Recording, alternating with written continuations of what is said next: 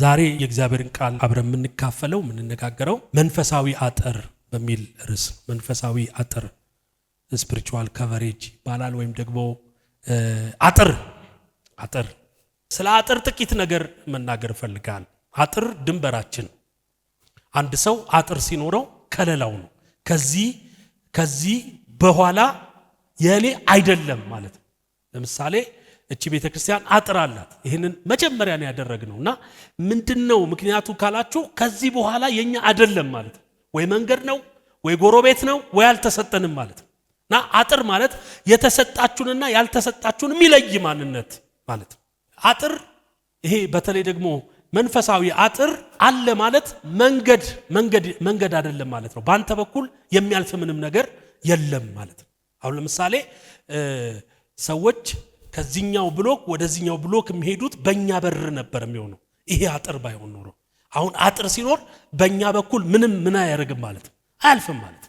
አንዳንድ ነገሮች አጥር ስለሌለን ይመስለኛል አንዳንድ ነገሮች የማይመለከተን ነገሮች የሚመጡት የሚገቡት የሚያልፉብን መተላለፊያ እንሆናለን። አጥር የሌለው ማንነት መተላለፊያ ነው የሚሆነው ማለት ነው። እና አጥር መከበሪያ ነው። አጥር መከበሪያ ነው። እንደውም በኢትዮጵያን አነጋገር ምን ይባላል? ባለቤቱን ካልናቁ አጥሩን ምን አይሉ ይባላል? አይነቀንቁ ይባላል። አይነቀንቁም ይባላል። አጥር መከበሪያ ነው። መከበሪያ ነው። አጥር ሲኖር ትከበራለህ። ድንበር አለክ ማለት ነው። ከለላ አለክ ማለት ከቨሬጅ አለክ ማለት ይሄ በስፒሪቹዋል ዓለም የምናየው ጉዳይ ነው። እንደሚታወቀው የኮሪደር ልማት ምናምን ተብሎ አዲስ አበባ አጥሯ እየተስተካከለ ሁሉም ሰው ኤጋ ቆርቆሮ ምናምን አድርጓል፣ ፏ አድርጓል፣ ደስ ይላል። ሰው ግን መንፈሳዊ አጥሩ እንደዛው ደግሞ ማማር አለበት፣ መከለል አለበት፣ መደበቅ አለበት። አጥር ያለው ጴንጤ ምንም ነገር ወደ ውስጡ አይገባም። ምንም ነገር ወደ ውስጡ አይገባም። እግዚአብሔር ያልፈቀደለት ነገር አልፎ ዘልቆ ምን አይልም፣ አይገባም። አጥር አለ ወይ ካላችሁኝ፣ አዎ። አንዳንድ ሰው የቱ ነው የቆርቆሮ የቱ ነው የግንብ ሊለኝ ይችላል። ግን እኛ ብዙ ጊዜ ማንረዳው ግን ሰይጣን የሚያቀው እግዚአብሔርም ደግሞ የሚያቀው አጥር አለ። ይህንን ራሱ ሰይጣን ሚስጥር አወጣ።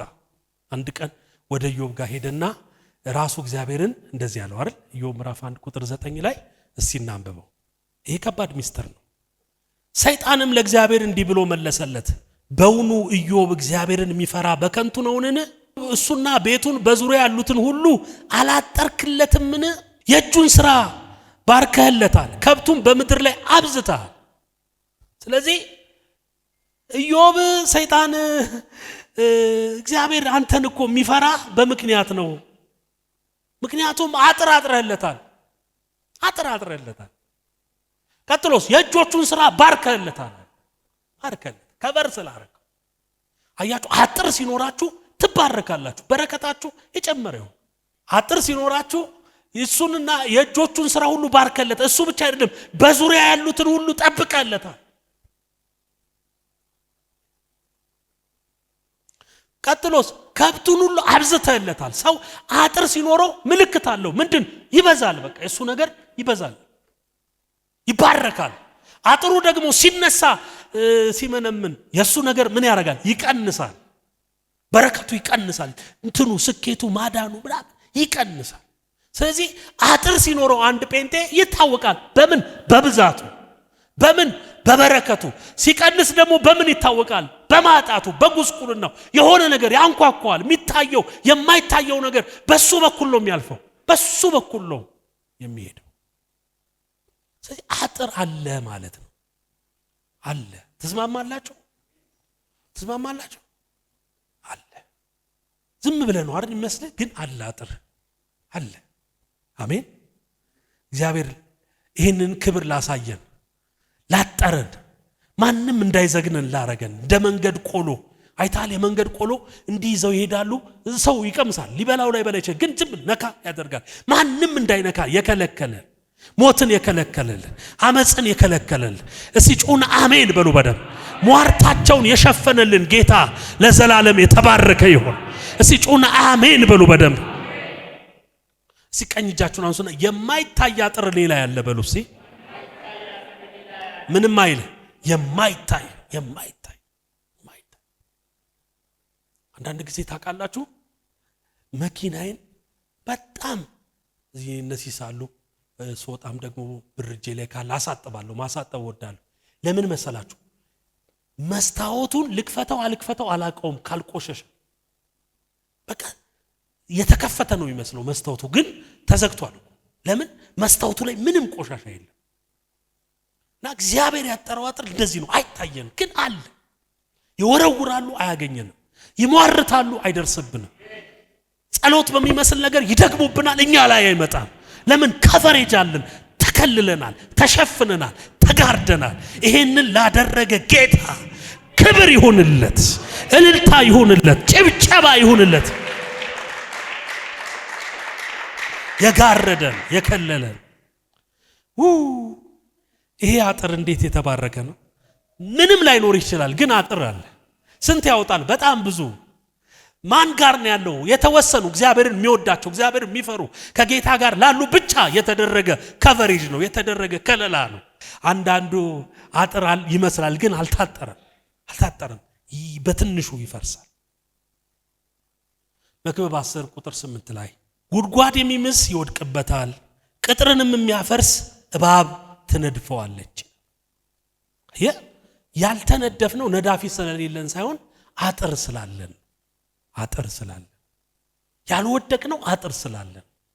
አንዳንድ ክፉ በሽታዎች እኛ ጋር ያልመጡት አጥር ስላለን።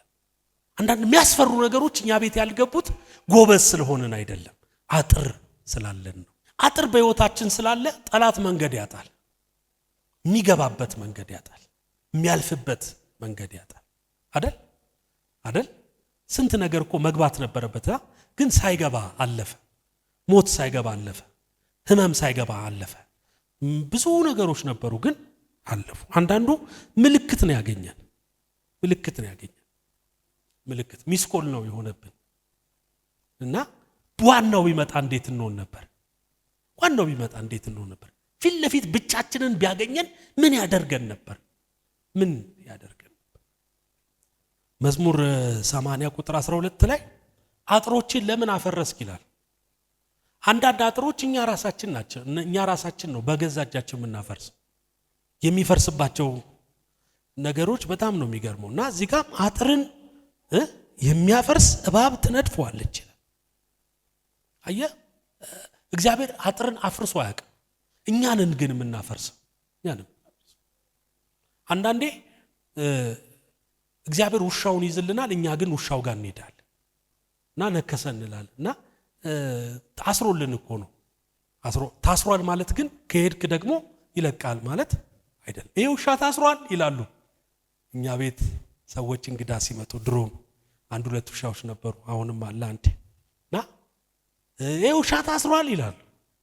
አዎ በቤቱ ነው የታሰረው። ሰውየው ግን ሰላም ላንተ ይሁን ብሎ ውሻው ጋር ቢሄድ ውሻው በሰላም ያገለግል አይደል? ስለዚህ አጥር እኛ ራሳችን ልናፈርስ እንችላለን። አጥርን የሚፈርስበት የመጀመሪያው ምክንያት ምንድነው ካላችሁ፣ ለክርስቲያን ቂም እላያችን ላይ ያለውን አጥር ያፈርሳል። ቂም፣ ጥላቻ እላያችን ላይ ያለውን አጥር ያፈርሳል።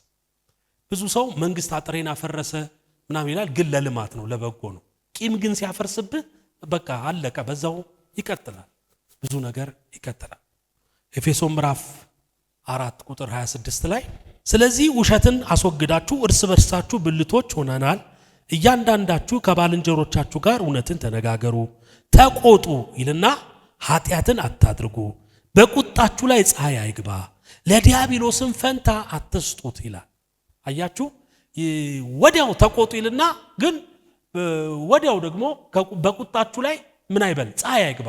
ተቆጡ፣ ወዲያው ምን በሉ? ፍቱ፣ ወዲያው ፍቱት። አይደር፣ ፀሐይ አይግባ፣ አታስከርሙት። ሲከርም ምን ይሆናል? ቂም ይሆናል አይደል? ጥላቻ ይሆናል። እንዲያርጎኝ እንዲበድሎኝ ይላል። ግን አንስተ አዝነህብኛል ወይ ብለህ ወዲያው መፍታት፣ ወዲያው ነገር መፍታት። እና ቂም አጥርህን ያፈርሰዋል፣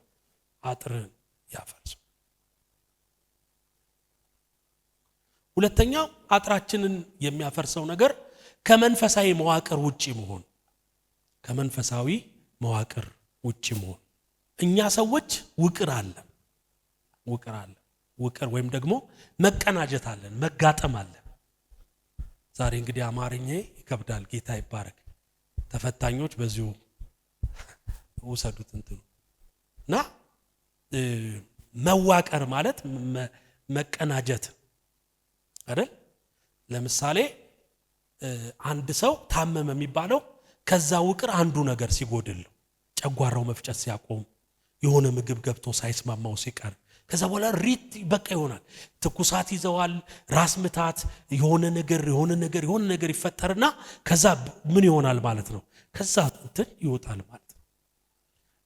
ደግሞ ጤናማ ሲሆን የበላነው ነገር ይስማማናል፣ እንወፍራለን። ሰው ፊታችንን አይቶ አምሮብሃል፣ ተባርከሃል ምናምን ይለናል ማለት ነው። አያችሁ፣ ቸርችም ውስጥ ውቅር አለ።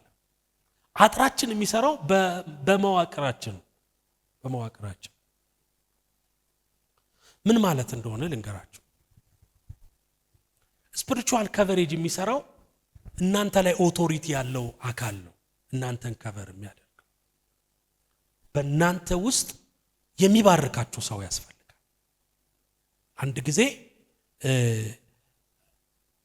አንበሳዎች መግደል የማይችሉትን ጎሽ አፍሪካ ውስጥ ያለ በጣም ትልቅ ማለት ነው፣ ትልቅ ጎሽ አንበሳዎች እንዴት አድርገው አድነው እንደሚበሉ ናሽናል ጂኦግራፊ ላይ አይ ነበርና ጎሾቹ ብቻቸውን በአንድ ህብረት ስላላቸው በህብረታቸው መካከል አንድ አንበሳ አይደለም የአንበሳ መንጋ ቢመጣ ይበጣጥሱታል። ምናልባት ቲክቶክ ላይ የተቆረጠ አይታችሁ ከሆነ በአንዱ ብቻ ጎሽ ማለት ነው በአንድ ጊዜ አንዱን አንበሳ አንስቶ ከላይ ወደ ታች ማፍረጥ ይችላል፣ መግደል ይችላል። ግን በጣም የሚገርመው ነገር አንበሶቹ ጎሾቹን ምን እንደሚያደርጓቸው ታውቃላችሁ? ህብረታቸውን ነው የሚከፋፍሉት። ህብረታቸውን ይከፋፍሉና ዙሪያቸውን በሙሉ አጥር ይሰሩባቸዋል። ጎሾቹ በጣም ትልቅ ናቸው፣ ብዙ ናቸው፣ ምናልባትም በብዙ ሺዎች የሚቆጠሩ ናቸው። አንበሶቹ ግን ትንሽ ናቸው። ከዛ ውስጥ የሚፈልጉት አንዱን ነው እና 6-7 ቦታ ሆነው አንበሳ ያጋሳባቸው። የአንበሳ ግዛት ታውቃላችሁ፣ እዚህም አለው ይሏቸዋል። ከዛ መደነባበር ይጀምራሉ። ያን ጊዜ ትልቁን አይደለም የሚያገኙት፣ ለአንበሳው የሚመጥነውን ነው የሚያገኙት እና በቃ 6ቱም ሰልፍ የውሸት ስለሆነ ወደ አንዱ ይሄዱና ይበትኗቸው። አንድን አማኝ ሰይጣን በህብረት እኛ ላይ መድገም መሟረት አይችልም። ይሞክራል። ታውቃላችሁ ቸርች ላይ እንደሚደገም ታውቃላችሁ። ቸርች ላይ ይደገማል። ቸርች ላይ የሚደግሙ ሰዎች አሉ። አሁን ይህም መሬት ከተቀበልን በኋላ ራሱ ድግምት ሲያስቀምጡ በካሜራ አይተናቸዋል። ይደግማሉ፣ ቆፍረው ይቀብራሉ። ግን አይችሉንም። አሜን ነው ወይ? አንድ ግን የደከመ ጴንጤ ካገኘ በመስተፋቅር አንዷን ያሰቃያታል። በድግምት በአይጥ በእባብ በምናምን በሆኑ ነገሮች አታክ ማድረግ ይጀምራል። ለምን? ከዛ ውቅር ውጪ ስለሆነ ማለት ነው። ከዛ ሲስተም ውጪ ስለሆነ። ስለዚህ ስፒሪቹዋል ከቨሬጅ በጣም ወሳኝነት አለው። ስለዚህ ከዚህ ከቨሬጅ ውጪ ስንሆን ከአጥር ውጪ እንሆናለን ማለት ነው። ቸርች የሌለው ጴንጤ ካያችሁ እዘኑለት። አባት የሌለው ሰው ካያችሁ ለዛ ሰው ጸልዩለት። ሰይጣን ብዙ ነገሮችን አድርጎ ከቸርች ያወጣል። ለምሳሌ አንዳንድ ሰዎች እንደዚህ ይላሉ፣ ከቸርች የሚወጡበት ምክንያት እኔ ይላሉ በአንድ ሰው የምትመራ ቤተክርስቲያን አልፈልግም ይላሉ። ባይዘዌ ቃለ ሕይወትም መሰረተ ክርስቶስም ሙሉ ወንጌልም ኢትዮጵያ ውስጥ ሲጀመር በአንድ ሰው ነው የተጀመረው። በስንት ሰው? በአንድ ሰው ግን አልቀጠለም። ብዙ ሰው አፍርቷል ማለት ነው። ሌላው ቸርች ውስጥ የሚጎዱበትን ነገር ሰይጣን ያበዛል፣ ይሰናከላል። በጣም ይገርማችሁ ነገር ካፌ 3 ሰዓት ተቀምጠው ምንም አይመስላቸው የሚያሰናክል ብዙ ነገር አለ። አስተናጋጅ እየመጣ ይወለውላል። አሁን ባለፈው ቁጭ ብዬ ካፌ ውስጥ ጠጥቻለሁ፣ መጣ ትወለውላለች። ምን እያለች ነው? ውጣ፣ ለሌላ ከስተመር ይፈልጋል እያለች ነው። ትወለውላለች። አልወጣም። ምን ደግሞ በኢየሱስ እቀመጣለሁ። አጠገቤ ሰው መጣ አምጥታ አልወጣም። 2 ሰዓት ነው የተቀመጥኩት። ሰው ግን ቸርች አንድ 30 ደቂቃ ካረፈድክበት ያኮርፋል። ብዙም ያሰናክሉ ነገሮች ላይ አይሰናከልም። መሰናከል በሌለበት ነገር ደግሞ ይሰናከላል። ለምን? ያው ከመንፈሳዊ ይችላል። ለዚህ ነው አንደኛ ጴጥሮስ ምዕራፍ 5 ቁጥር 8 ላይ ዲያብሎስ አለ የሚውጣውን ፈልጎ ይላል ዙሪያችሁን ይዞራል አለ። ከዙሪያ እንድትወጣ ነው የሚፈልገው። ቸርች ዙሪያ ናት፣ ዙሪያ ናት። የወንድሞች ዙሪያ ናት ቸርች፣ የእህቶች ዙሪያ ናት፣ ሰርክል ናት ቸርች። ከዛ ሰርክል ከዛ ሞሃር ስትወጣ ያገኛል። ከዛ ሀዲድ መውጣት የለብህም። ሀዲድ ናት ቸርች። እንትን ዝዋይ ለምሳሌ ቢኖር ባቡር ወይ ደግሞ ጅቡቲ ያለው ባቡር ከዛ ከሀዲዱ ባቡሩ አይወጣም። ከወጣስ መንገድ ይስታል። አንድ አማኝ ከቸርች መውጣት የለበትም። ከቸርች መጥፋት የለበትም። ከመንፈሳዊ ዓለምክ መራቅ የለብህም።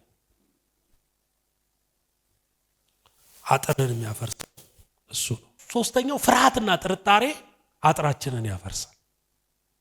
ዛሬ በጣም ስደነቅበት የነበረውን ቃል ኢዮብ ምዕራፍ 3 ቁጥር 25 ላይ ኢዮብ ይሄን ጉዳይ ያመጣበት ሰይጣን ብቻ አይደለም ይለናል ራሱ ሲናገር። ኢዮብ ምዕራፍ 3 ቁጥር 25 ይሄ ጉዳይ መጣብኝ አለ፣ የፈራሁት ነገር መጥቶብኛል። ምን ያልኩት ነገር? የደነገጥኩትም ነገር ደርሶብኛል። ተዘልዬ አልተቀመጥኩም፣ አልተማመንኩም፣ አላረፍኩም፣ ነገር ግን መከራ መጣብኝ። ስለዚህ የፈራው መከራ የመጣበት መጀመሪያውኑ ፍርሃት ላይ ነበር ማለት ነው። ልጆች አንድ ነገር ይሆን የሚል ፍርሃት ነበር። አጥርን የሚያፈርሰው ምንድነው ካላችሁ መጀመሪያ ሰይጣን የፍርሃት ሆርሞን ይረጫል። እንኳን ሰይጣን ቀርቶ አይደለም ውሻ እንደፈራችሁት እንደሚያውቅ ታውቃላችሁ አይደል? አሁን እኛ ጋር የሆነ ትልቅ ውሻ አለ፣ ሲምባ የሚባል ጀርመን ሼፐርድ ነው። በጣም ትልቅ ነው። ትልቅ መሆኑን ማቀው ሰው ሲደነግጥ ሳይ ለኔ ትንሽ ሆኗል ለምጄው ማለት እና በሰላም ሰዎች እያወሩ በር ላይ ደርሱና የሆነ ነገር ይረጫሉ። ውሻውን ሲያዩት የውሻው ስራ ምን መሰላችሁ? ማስፈራራት ብቻ ነው። ከዛስ ስትፈራ ምትረጨውን ሆርሞን ተከትሎ ይላል፣ ሌላ ምንም ነገር አይደለም።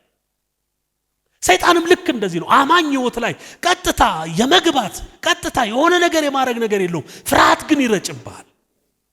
ፍርሃት ለምሳሌ ምን አይነት ፍርሃት? እኔ ለመጀመሪያ ጊዜ የዛሬ 15 ዓመት ነው ልጄን የላኩት ነው። የዛሬ 10 ዓመት በሉት እሺ 4 ዓመት ቤት ነበር። የመጀመሪያ ቀን ትምህርት ቤት የላኩት ጊዜ ጦር ሜዳ እንደሚሄድ ሰው ነው የተሰማኝ። ከዛስ ፈርቻለሁ እኮ ነው። ይሄን ፍርሃት አወቀ። እንዴት አወቀ? አይኔ ቅርር አለ። እናቱ አለቀሰች። ጫዋሉ መኪና ውስጥ ገባኔ ጋር እየሄድኩኝ ዝም አልኩት። እዛ ልክ እዛ ሲደርስ ትምህርት ቤት በር ላይ አልወርድም አለኝ። ቦርሳውን ይዞ ነበር። ወሩም ሙሉ ቦርሳ ተገዝቶለት ዩኒፎርም እያደረገ እዚህ ነው ትምህርት ቤቴ ምናምን እያለ እዛ ሲደርስ ምክንያቱም ለምንድን ነው? የኔን ፍርሃት አይቶ። አንዳንድ መከራዎቻችን እኛንን ፍርሃት በር ምናት አጥራችንን የምናፈርሰው እኛ ነን። እንዲህ ቢሆንስ? እጮኝነት ይጀምራል አይደል? ቢፈርስስ? የሆነ ሰው ይጸንሳል አይደል? ፌል ቢያረግስ? አገልግሎት ልትጀምር የሆነ ቸርች ተገባላ እንደዛኛው ቸርች ቢሆንብኝስ? ፍርሃት። ከዛስ አጥር ፈረሰ አይደል? ይመጣል፣ የፈራው ይደርሳል። ኢዮብ እንደዚህ አለ። ነገር ግን መከራ መጣብኛል። ምን ፈርቼ ነበር አለ? መከራ ፈርቼ ነበር። ዛሬ አትፍሩ የሚላችሁ ጌታ በምክንያት። ቀኝ እጆቻችሁን አንሱና አጥሬ የጸና ነው በሉሲ።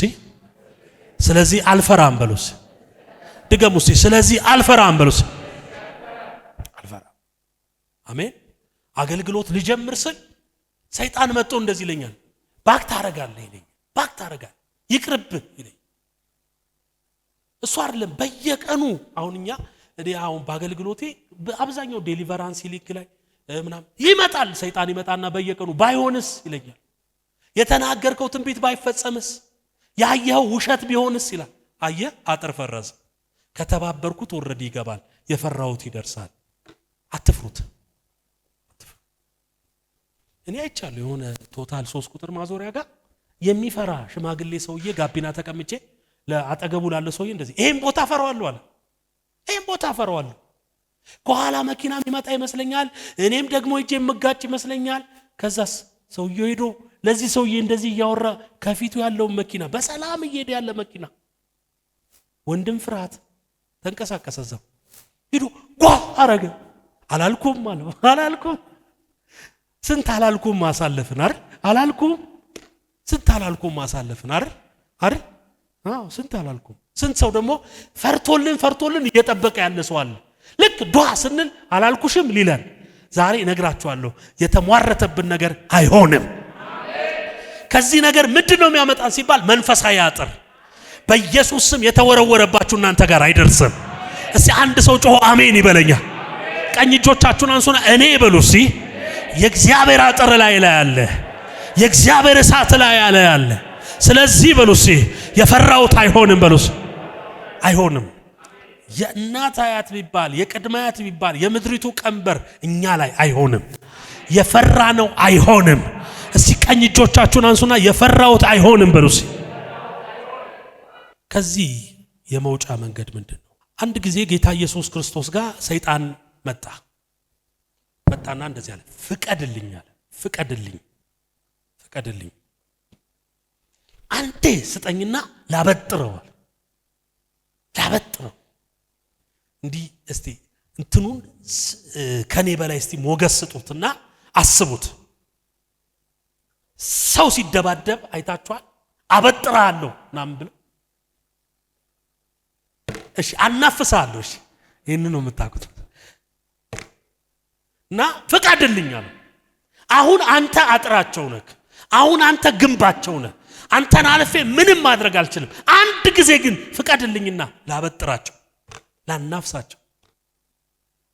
አንዱ ላበጥራቸው ሲባል ማበጠሪያ ይዞ እንደዚህ አለ። እንደዛ አይደለም። አንዳንድ ትርጉሞች እኮ ማበጠር ይሄኛው ማስተካከል ነው አይደል? ያኛው ማበጠር እኮ ታውቃላችሁ ወደ ላይ ማንፈስ አይደል? ገበሬ አይራራም፣ ለፍቷል፣ ተንከባክቦታል። ልክ ምርቱንና ገለባውን ለመለየት ለንፋስ አሳልፈው ለመስጠት በበሬ ካስወቃው በኋላ ካስደበደበው በኋላ ወደ ላይ ነው የሚያነሳው። እና ወደ ንፋስ ባነሳው ቁጥር ንፋስ ይላችሁ ገለባውን ሩቅ እያረገው ስንዴውን ደግሞ ወደ ታች እያረገው እና መለያ ነው። ሲሪየስ ነው ነገሩ። እና ላበጥርህም አሁን ሲባል እንዴት ነው የምታስቡት? ነይ እስቲ አሁን የሆነ ሰው እየተደባደበ ና ቆይ እስቲ ላበጥርህ ሲባል ጸጉርን ላስተካክልልህ ነው አይደለም። እና ጌታ ለጴጥሮስ አንድ ምስጢር ነገረው። ስብከቶቹ ወደ አዲስ ኪዳን መሄድ ስላለባቸው ሰይጣን አለ ሌሊት መጥቶ ነበር እኔ ጋር እና እንደ ስንዴ ሊያበጥር ፈልጎ፣ እኔ ግን አለው ስላንተ ምን አረኩኝ? ማለድኩኝ። ስላንተ ምን አረኩኝ? ጸለይኩኝ። ኖ አልኩኝ፣ ከለከልኩት። ዛሬም አጥራችን የኛ አጥር መንግስት ቀይሮ ብሏልና የኛ አጥር ይሄ ምንድነው የሚባለው? አሁን የኤጋ አጥር አይደለም። የኛ አጥር ረጅሙ አጥር አይደለም። የኛ ይሄ መንፈሳዊ አጥር ራሱ ኢየሱስ ነው። ቀኝ እጆቻችሁን አንሱና ራሱ ኢየሱስ ነው በሉስ። የኔ አጥር በሉስ ራሱ ኢየሱስ ነው በሉ። እኔ ምን ስላንተ ምን አረኩኝ አለ? ማለድኩኝ አለ። እኔ ስላንተ ምን አረኩኝ? ጸለይኩኝ አለ። ዛሬም አጥራለን 24 ሰዓት የሚጠብቀን ኖ የሚለን ሃሌሉያ። ራስ ምታ ሲመጣ ኖ የሚለን፣ ጭንገፋ ሲመጣ ኖ የሚለን፣ ሐዘን ሲመጣ ኖ የሚለን፣ የሆነ ነገር ሲመጣ ኖ የሚለን በኢየሱስ ስም ዛሬ ጸልያለሁ። ኢየሱስ አለኝ። እስቲ ጮና አሜን በሉ በደም። ሉቃስ ወንጌል ምዕራፍ 22 ቁጥር 31 ጌታም ስምዖን ሆይ እነሆ ሰይጣን እንደ ስንዴ ሊያበጥር ለመነ ጠየቀ፣ እኔ ግን ስላንተ ማለድኩ። ኢየሱስ አማላጃችን ነው። ኢየሱስ መካከላችን ነው። እኛና ችግሩ መካከል ኢየሱስ አለ። እኛና መከራችን መካከል ኢየሱስ አለ። ብቻችንን አይደለንም። ብቻችንን አንጋፈጠው። አለ ኢየሱስ አለ ኢየሱስ። እስቲ ጩና አለ ኢየሱስ በሉ ባክ። ከቨሬጅን ሳስብ ሞተር የሚነዳ ሰው አስባል። ሞተር የሚነዳ ሰው አይታችኋል? መነጽር ያረጋል፣ ማስክ ያረጋል፣ ጆሮ ላይ ሆነ ነገር ያረጋል። መጋጫ ያደርጋል። ምን ያደርጋል? ለምን? ብቻውን ነው፣ ሁለት እግር ነው። ከወደቀ ቀጥታ ራሱን ነው የሚፈልጠው። የሚያገኘው አደጋ ከባድ ነው። ከባድ የሞተር አደጋ በስልክ ነው ያየሁት። በጣም ከባድ የደረሰበት ሰው ይኖራል። እዚህ ሐዋሳ፣ ወላይታ ምናምን ብዙ ሰው ብዙ አገልጋይ በሞተር ብዙ ታሪክ አለ። ባይዘው ብዙ ታሪክ አለ። እኔም ወድቄያለሁ እንዴ አንዴ። አዎ ቀምሻለሁ። ጌታ ይባረክ። የሆነ ጭቃ አንሸራተውን የሆነ አዶላ የሚባል ወይም ደግሞ ክብረ መንግስት የሚባል ሀገር። አዎ ግን ብዙ የከፋ አይደለም። ለጌታ ብዬ የምለው አይደለም። አንዳንድ ሰው ለጌታ ብሎ የሚያወራው እኔ ቀላል ሰው አይደለሁም ይላል። ለምን? ከሞተር ወድቄያለሁ፣ ከባጃጅ አሁን ያ ሁለት እግር፣ ከዛ ሁለት እግር ደግሞ ሲጨመርበት መኪና ይሆናል። አይታል መኪና የሚነዳ ሰው ቲሸርት አድርጎ መጋጫ የለው፣ ንፋስ አይነካው፣ መስታወት አለው ማይታይ፣ ይሄ ዘና ብሎ ነው የሚሄድ መኪና። ሞተርስ ያለው ሰው ንፋስ ጆሮ አሁን ሞተር የሚነዳ ሰው በጣም ሞተር የሚጠቀም ሰው ሲወርድ ረጅም ዓመት ከነዳ እንዲህ ይላል። መለየው እንዲህ ብሎ ነው። ሲዘምርም ሲያገለግልም እንዲህ ይላል። ለምን? ባላንስ ያደርግ ስቃይ ስለሆነ ማለት ነው። አንዳንድ ማላጅህን ካላወቅ ስቃይ ነው። እና ጆሮም የሚደነቁር ሰው አለ ባይዘው በንፋሱ ማለት ነው። እና ስታወራው ራሱ ይላል። ጮክ ብለህ ካላወራው ለምን ቻሌንጅ መኪና የሚነዳስ ያ ቻሌንጅ የለበትም። ብዙ እህቶች ብዙ እዚህም ያላችሁ ወንድሞች እህቶች ትነዳለህ። ሲምፕል ነው። ሞተርስ ባላንስ ማድረግ አለብህ። የራስ ጥረት አለብህ። ስትታጠፍ ምን ስታር የራስ ነገር ይጠይቃል። ማላጅህን ካላወቅ በራስ ጥረት ነው የምትሄዱ። ንፋሱ የሚቀጠቅጠው አንተን ነው። ወግ ያለብህ ጅው ያረግብሃል፣ ጥው ያረግብሃል፣ የሆነ ነገር ይፈጠርብሃል። መኪና ሲኖር መስታወትን ዘግተህ በሰላም ቀስ አውቶማቲክ ምን ማላጅህን ባወቀ ቁጥር ህይወት እየቀለለ ይመጣል። ህይወት እየቀለለ ይመጣል። ይሄ ሚስጥር አንድ ጊዜ ገባኝ። ምን ገባኝ መሰላችሁ? ወደ አገልግሎት ስመጣ የሆነች ሆዷን የሚያማት ሴት ከተፈወሰች ሌሊት እኔ ሆዴ ይታመማል። ራሷን የሚያማት ሴት ከተፈወሰች ማታ ሌሊቱ ሙሉ ሲቀጠቅጠኝ ነው የሚያድረው ራሴ። እና እስከ ረጅም ጊዜ ድረስ ያ ተጽዕኖ አለ በህይወቴ። ታገለኛል። በቃ ቢፎር እና አፍተር የሚባሉ ነገሮች አሉ። አሁን ኮንትሮል ተደርገዋል። ሪቬንጅ ለማድረግ ማለት ለመበቀል። እና ያ ይዞራል ወደ እናንተ። ለምን ብሎ ወደ እናንተ ይዞራል። አንድ ቀን አንድ ነገር ገባኝ። እኔ ስላንተ ማለድኩ የሚለው ገባኝ። ማላጃችሁን አስቀምጡና ተኙ። መሐለኛ ነው መማለድ ማለት መካከል መሆን ማለት መካከል፣ እናንተና ችግሩ መካከል፣ እናንተና ጭንገፋው መካከል፣ እናንተና ነገሩ መካከል አስገቡት። ኢየሱስ እንደ ሞተረኛ አትሆኑ፣ እንደ ባለ መኪና ሰው መሐለኛ ኢየሱስ አለ። ሚጋርደን ልጆቻችንን ሚጋርድ እኛን ሚጋርድ። ታውቃላችሁ ልጆቼን ሳሳድግ እስከ ተወሰነ ሁለቱ ልጆች የትልቅ ሰው ህመም ያማቸዋል። አንተ የ4 ዓመት ልጅ ኩላሊት ኢንፌክሽን ይታመማል። የ4 ዓመት ልጅ ደም ዝም ብሎ ይነርስራችሁ። አንድ ቀን ባለቤቴ ማታ ተነሳች። ይህን ነገር እየነካካ እየመጣ እኛንም ሰላም እያሳጣን ነው። ከባይ ለካ ከቨሬጅ አለ፣ መካከለኛ አለ። አሳድጉት፣ ከፍ አድርጉት። አሜን። ከፍ ማለት ይችላል። እሱም ኢየሱስ ይባላል። አሜን ነው ወይ? እና ኢየሱስ መሐለኛ ነው መማለጃ ነው ብለን ስንል ከኦርቶዶክስ ማርያም ታማልጅ አታማልጅን በሚል አይደለም። የህይወታችን መካከለኛ ነው። ይማልድልኛል፣ ስለኔ ከቨር ያደርጋል፣ ስለኔ ይዋጋል፣ ስለኔ ይከራከራል። አሜን ነው ወይ? እስቲ ጮና አሜን በሉ በደም። ያን ጊዜ የቤት ሚስጥር ውጭ አይወጣም። የኛን አጥር ከመቀየራችን በፊት ትንሽ ያው የቆርቆሮ አጥር ነበር። የተዝካላችሁ ሰው ሲያልፍ ጭንቅላት ይታያል አይደለ? ይርጌ ተለቅ ያለ ሰው ደግሞ ወደ ታች ያያል።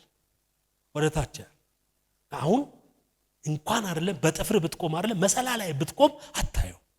ታውቃላችሁ ኢየሱስ መካከለኛ ሲሆን ማንም አያይ ማንም ምንም ቢፈጠር ቤትክ ላይ የሚገባ ነገር የለም ዛሬ ጸልያለሁ ሚስጥራችሁን የሚጠብቅ የሚጋርድ ከአንዳንድ ክፉ ነቢያት ራሱ ነገራችሁ ይጠበቃል እስቲ ጩና አሜን በሉ በደም ቀኝ እጆቻችሁን አንሱ ኢየሱስ ሚስጥረኛ ይበሉ እስቲ ኢየሱስ ሚስጥረኛ ይበሉ እስቲ ኢየሱስ ጋራጄ ኢየሱስ መማላጄ ኢየሱስ መካከለኛዬ ሃሌሉያ ሃሌሉያ ለዚህ ጌታ እልልታ ለዚህ ጌታ ጭብጨባ ይሁን እሺ ሁለተኛው አጥር የመጀመሪያው የኢየሱስን አማላጅነት ማወቅ ሁለተኛው አጥር ኢሳይያስ 4 ቁጥር 5 እና 6 እግዚአብሔርን በጽዮን ተራራ ላይ ባለ ማደሪያ ሁሉ በጉባኤዎቹም ላይ በቀን ደመናና ጢስ በሌሊትም የሚቃጠል የእሳት ብርሃን ይፈጥራል በክብርም ሁሉ ላይ መጋረጃ ይሆናል ይሄ መጋረጃ ይሆናል የሚለው በክብር የሚገለጥ ነው ጥንት አንዲት አይሁዳዊ ስታገባ ሙሉ በሙሉ በመጋረጃ ትሸፈናለች እና አሁን ያውኑ ሙሽራዎች ጌታ ይባርካቸው ትንሽዬ ነው እንደዚች ያረጉት እና ሚስጥሩ ራሱ አሁን ነው ሳነብ የገባኝ እንዲህ ያረጋል ከዛ ባልየው ነው አይደል መጥቶ የሚገልጣት እና ከዚህ በፊት ተሸፍናለች አላገባችም ነው አሁን በቃ የኔ ናት እኔ ገልጫለሁ ነው አታውቁም እኔም ራሱ ገልጬ ነው ግን ምን እንደሆነ አላወቁ ተሸፍና ተበቀችኝ ገለጥኩኝ በቃ ዝም ጌታ ይባረክ አሜን ነው ወይ እና በቃ አላገባችም ድንግል ነበረች ከዚህ በኋላ ወይዘሮ ተብላለች ነው ጌታ ይባረክ አንድ ሰው የሚጸልይለት ከቨር የሚያረጋው ሰው ሲኖር ካኖፒ ይባላል ይጋረዳል በዛ ሰው ቅባት በዛ ሰው ክብር በዛ ሰው አገልግሎት ይሸፈናል የእግዚአብሔር ክብር የመሸፈን አቅም አለው እና መንፈሳዊ አባት ሲኖራችሁ ትሸፈናላችሁ አንዳንድ ጴንጤዎች የነብይ መጫወቻ ይሆናሉ ምክንያቱም አባት የላቸው የሚደበቅ ሚስጥር የላቸው እና የሆነ ሰው ሲያልፍ ሚስጥራቸውን ያውቃል ስምህ እንትና ነው አይደል አዎ እንትና ለአንዳንድ ሰው ግን ለምንድን ነው መልእክት የማይመጣው ሲባል የሆነ ቦታ ተሸፍኗል ያሰው የሆነ ቦታ ተጋርዷል ተሸፍኗል ተጋርዷል እና የሆነ ሰው የብዙ ሰው ነገር ከምንኖር መሸፈን መልመድ በጣም መንፈሳዊነት ነው ያስባል እብድ ልብሱን አይለብስም አይምሮ ሲኖራችሁ ትሸፈናላችሁ ትጋረዳላችሁ ልጆች ሁሉ ጊዜ የሚያለብሷቸው ወላጆች አሉ እኔ ሚስቴ ሁሉ ጊዜ ጧጧ ቸርች ስንመጣ የምታረፍደው እሷ ስትለብስ ሳይሆን ልጆቹን ስታለብስ እናት አባት አልባሽ ናቸው ከቨር ያደርጋሉ አይታል ጎዳና ላይ ያሉ ልጆች አይለብሱም ቢለብሱም ደግሞ ታቃላችሁ የመለመኛ ከቨር ያደርግም የተቦጫጨቀ ነው ምን ያለ ነው አባት ሲኖራችሁ ከቨር ትደረጋላችሁ ማግባታችሁ አይታወቅም ብር ማጣታችሁን አያቅም ከዛ ሰው ውጪ በስተቀር ማንንም አያቅም ሳያችሁ ሞገስ አለ የቸርችና አንተ ይላል የት ነው የምታመልከው የት ነው የምታገለግለው ይላችኋል ምክንያቱም ከቨር ተደርጋችኋል ጌታ በዚህ ክብር ይሞላል በዚህ ክብር ይጋርዳል በዚህ ክብር ይሸፍናል ቀኝ እጆቻችሁን አንሱና እግዚአብሔር ብሩሲ በክብሩ ይሸፍነኛል እንዳትረሱት ኢሳይያስ ምዕራፍ 4 ቁጥር 5 ላይ እግዚአብሔር በጽዮን ተራራ ላይ ባለ ማደሪያ ሁሉ በጉባኤዎቹም ላይ በቀን ደመናን ጢስ በሌሊትም የሚቃጠል እሳት ብርሃን ይፈጥራል በክብሩ ሁሉ ላይ መጋረጃ ይሆናል በቀን ከሙቀት ጥላ ከአውሎ ንፋስ ከዝናብ ለመጠጊያና ለመሸሸጊያ ጎጆ ይሆናል መሸሸጊያ ያስፈልጋል መሸሸጊያ መደበቂያ አባት ያስፈልጋል ጸልይልኝ የምትለው ሚስጥርን የምትነግረው ጸልይልኝ የምትከበር የምታረጋው ሰው ያስፈልጋል ስለዚህ ቸርች የፎቶና የፎርም ጉዳይ ብቻ ሳይሆን የቅባት ጉዳይ ነው የከቨር ጉዳይ ነው የመሸፈኛ ጉዳይ ነው እግዚአብሔር ዛሬ ሚስጥራችሁን ከክፉ ከጠላት ከክፉ ሰዎች ደብቆ ይሸፍናችሁ በጌታ በኢየሱስ ስም ከቨር ያድርጋችሁ ለክብር ለወግ ማዕረግ ያብቃችሁ ራቁቱን የምትሄድ ልጅ አትሁኑ ያልተደበቃችሁ ያልተሸፈናችሁ ልጅ አትሁኑ ዝናብ የሚመታው ልጅ አትሁኑ ጢስ የማያገኘው ጨለማ የማያገኘው ልጅ አትሁኑ ጎጆ ሰው እንደሚገባ እግዚአብሔር በቅባት ውስጥ ይጋርዳችሁ ይሸፍናችሁ ይከልላችሁ በኢየሱስ ስም በዚህ በረከት ባርካችሁ